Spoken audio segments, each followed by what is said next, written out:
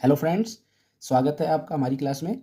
आज हम सीखेंगे पास्ट कंटिन्यूस टेंस और फ्यूचर कंटिन्यूस टेंस। ठीक है, तो सबसे पहले शुरू करते हैं पास्ट कंटिन्यूस टेंस। इसकी पहचान होती है दोस्तों, रहा था, रहे थे, रही थी।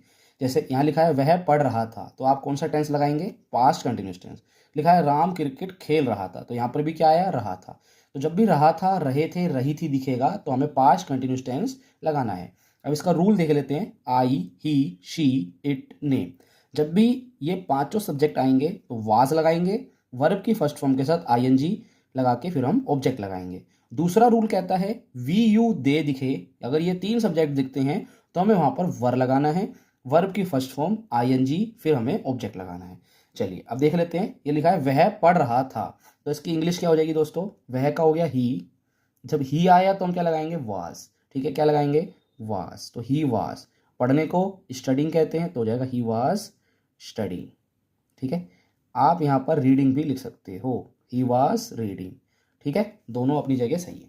लिखा है राम क्रिकेट खेल रहा था, तो राम हमारा हो गया नाम की कैटेगरी में आ गया, तो हम लिख देंगे राम।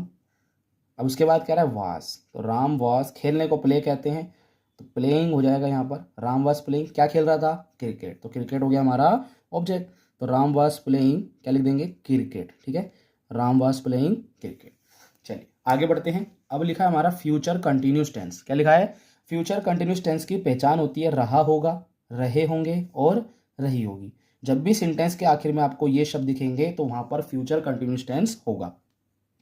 इसमें खास बात है कि जितने भी सब्जेक्ट होते हैं सबके साथ हम विल भी लगाते हैं, V1 यानी वर्ब की फर्स्ट फॉर्म, आईएनजी और ऑब्जेक्ट लगाते हैं। चलिए इसको इंग्लिश में बनाते हैं। लिखा है वह स्कूल जा रहा होगा, तो ही हो गया। ही के बाद क्या आएगा हमारा? Will be. He will be. जाने को गो कहते हैं, आईएनजी लग जाएगा, he will be going to school.